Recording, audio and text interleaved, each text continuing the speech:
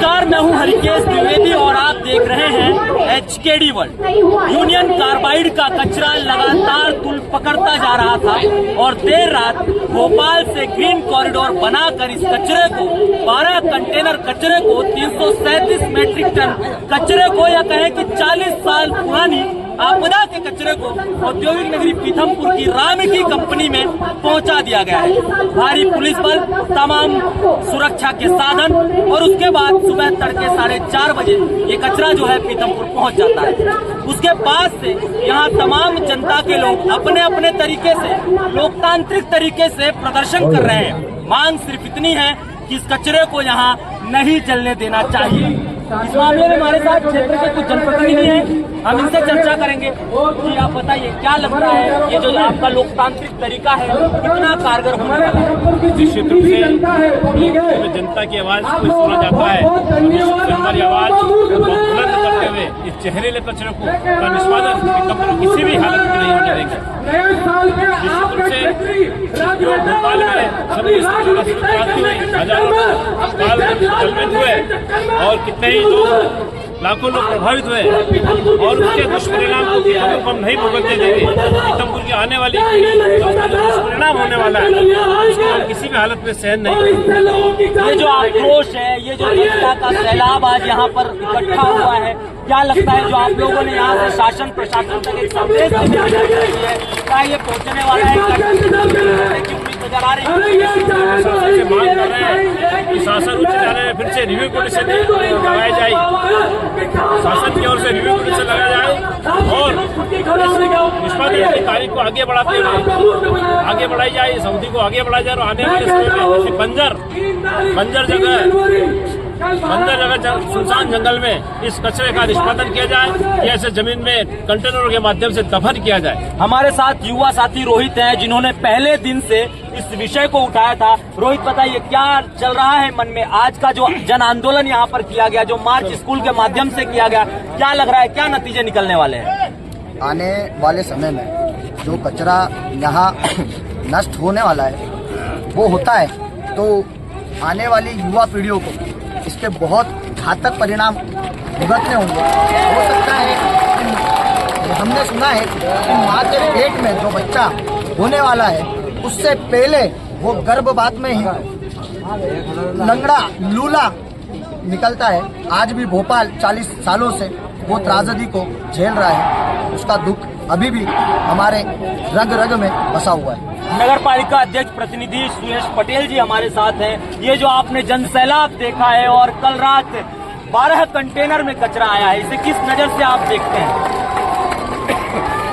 ये हमारे पीथमपुर के लिए बड़ा ही दुख की बात है कि शासन की तरफ से कोई पिटीशन आगे सुप्रीम कोर्ट को नहीं लगाई गई और 2015 में जो ये कचरा 10 टन जलाया था, उस टाइम जो तकलीफें हुई है उससे कई गांव के लोग पीड़ित हैं, जिसमें आज भी कई लोग तो स्वर्गवासी हो चुके हैं कैंसर से पीड़ित होकर के और कई लोगों को आज भी ट्रीटमेंट झेलना पड़ रहा है, हॉस्पिटलों के चक्कर काट रहे हैं।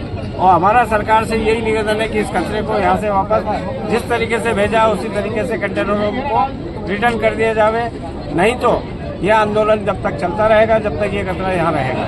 हमारे साथ वकील साहब हैं। बताइए वकील साहब, आपने भी इस विषय को बड़ी प्रमुखता के साथ आज से 1 महीने पहले अधिकारियों के सामने रखा था कि अगर ये ऐसा होता है तो कहीं ना कहीं पीथमपुर वालों के साथ, पीथमपुर वासियों के साथ एक धोखा, एक छलावा हो सकता है। क्या लगता है अब ये सब हो चुका है, कचरा यहाँ आ चुका है, जलने के लिए तैयार है, क्या आपके मन में चल रहा है आगे की क्या रणनीति है?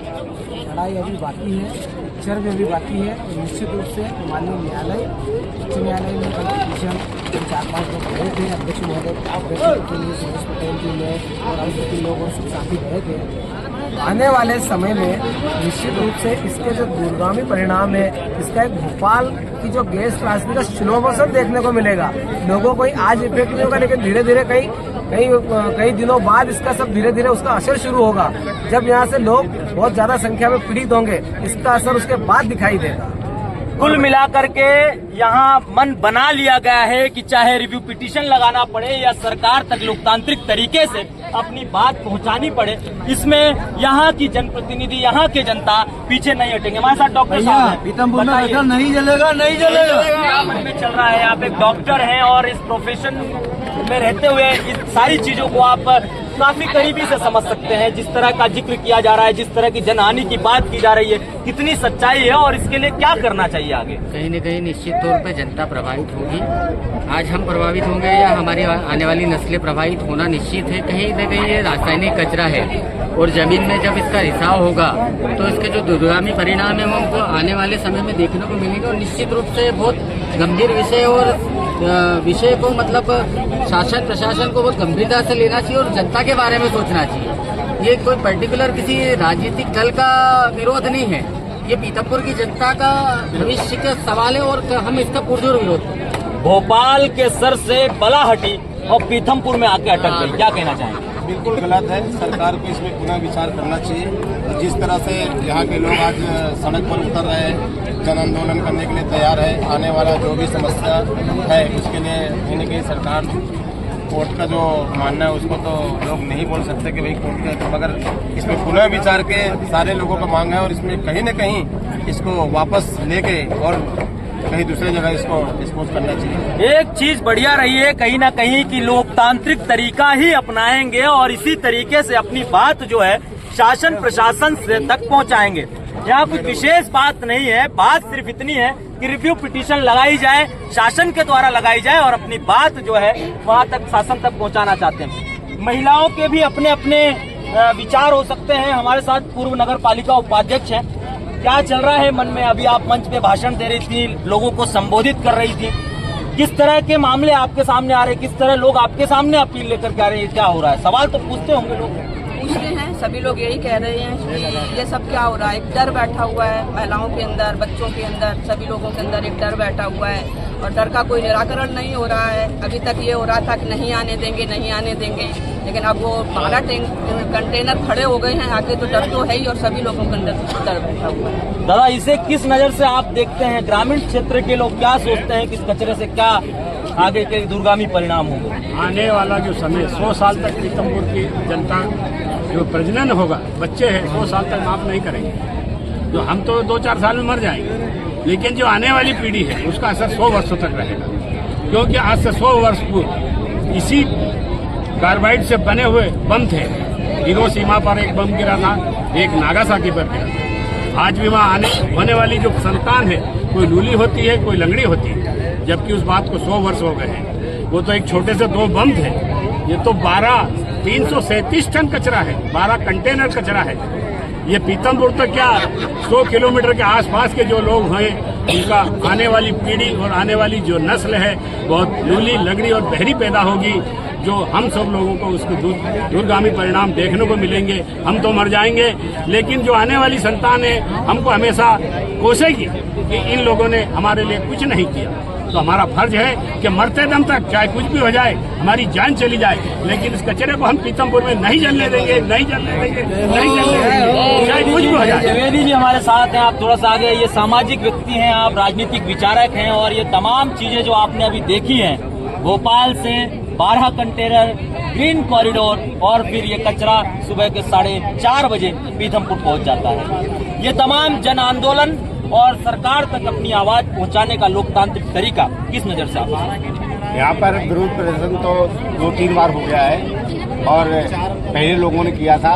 मैं HKD बर्ड का भी बहुत बहुत धन्यवाद देता हूँ। सबसे पहले उन्होंने बताया कि पीतमपुर में 12 कंटेनर आ गए और रात पर आप लोग जगह हैं। आपकी टीम को बहुत बहुत धन्यवाद देता हूँ। HKD बर्ड जो है यहाँ पर, ये चैनल हमेशा पीतमपुर की मूलभूत समस्याओं को उठाता रहा है और इस कचरे के विरोध में भी आप लोगों ने कई बार उठाया है और ये कचरा अब आ गया है, अब ये जले नहीं, ऐसा कुछ प्रयास किया जाए। जनता जागरूक होना चाहिए। आज स्कूल के बच्चों ने यहाँ पर प्रदर्शन किया, लोग आम जनता यहाँ पर उतना जितना जुड़ना चाहिए वो लोग नहीं जुड़ पा रहे हैं। लोगों से अपील है, कल पीतमपुर बंद का आह्वान किया गया है, सब लोग अपने बंद रखें पूरा, यही हमारा निवेदन है और कचरा को नहीं जले, सब लोग प्रयास करें। तो भैया, आज जो जन आंदोलन था वो कहीं ना कहीं एक आक्रोश था लोकतांत्रिक तरीके से प्रकट करने का, और इसमें स्कूल के छोटे छोटे मासूम बच्चे शामिल हुए, इसमें महिलाएं शामिल हुई, बुजुर्ग शामिल हुए। आप एक बार दिखाएं, अभी ये आंदोलन खत्म सा हो गया है, लेकिन यहाँ पर भीड़ का बोलाबाला नजर आ रहा है। और कल के दिन पीथमपुर बंद का आह्वान भी किया गया है। अब देखना होगा कि सरकार तक, शासन तक ये बात यहाँ के लोग पहुँचा पाते हैं या फिर सरकार तक ये बात नहीं पहुँचती। बहरहाल 40 टन कचरा पहले आ चुका था, 337 मैट्रिक टन कचरा अब आ चुका है और भोपाल की वो जगह जो है खाली हो चुकी है और वहाँ की जो मुसीबत थी वो पीथमपुर के गले पड़ गई है। शुक्रिया, मैं हूं हरकेश द्विवेदी, आप देख रहे थे HKD वर्ल्ड।